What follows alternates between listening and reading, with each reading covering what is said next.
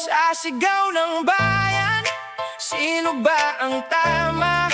Sa gitna ng ingay, sarili na kalimutan na.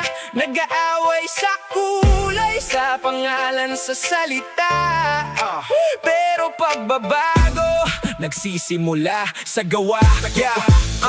Sa kalsada may plakar, may galit sa sistema, may sigaw ng hustisya, pero bulag sa sarili na problema. Kaliwat kanan ng batikos, parang bala kung tumama, pero sa salamin di makita sariling kasalanan na dala. May pupuyo sa gobyerno, sa lider na sinisisi, pero sa maliit na bagay tayo rin na nagwawagi. Sa pandaraya, sa shortcut, sa konting panlalamang, habang sumisigaw ng tama, mali rin ang pamamaraan. Aktivista sa social, keyboard ang sandata, pero sa tunay na laban tahimik pag may sakuna. Nagtatanong kung sino ang tunay na traidor, pero sa konsensya sino bang di nagkulang? Oh Lord, hindi sapat ang sigaw kung gawa'y kulang. Hindi sapat ang galit kung pusi walang laman. Kung gusto mong liwanag, wag sa iba iasa. Ikaw ang simula, ikaw ang pag-asa.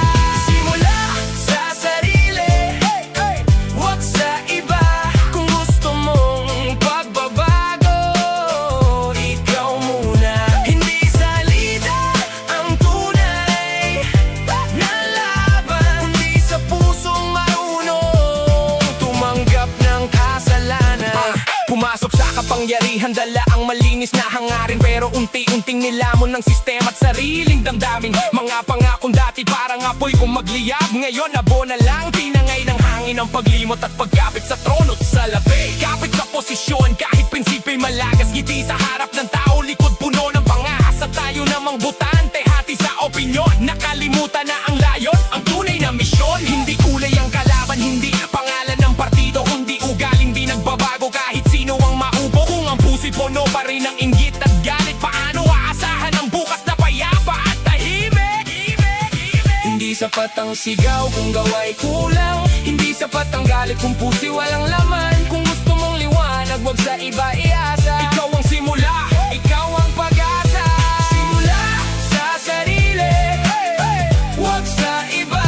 Kung gusto mong pagbabago, ikaw muna.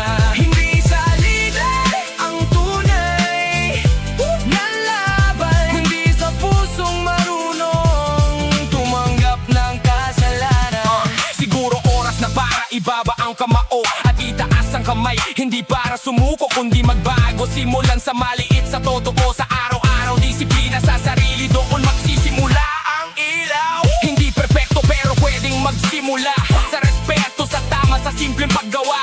Kung bawat isa'y kikilos, hindi lang magsasalita, baka bukas hindi na tayo magkakalaban kundi magkakasama. Isang bayan, isang tinig, hindi hati sa kulay kundi buo sa layunin. Pag-asa ang tunay na tagumpay, at sa dulo ng laban di lider ang bida kundi mamamayang nagbago. Nagsimula sa sarili nila.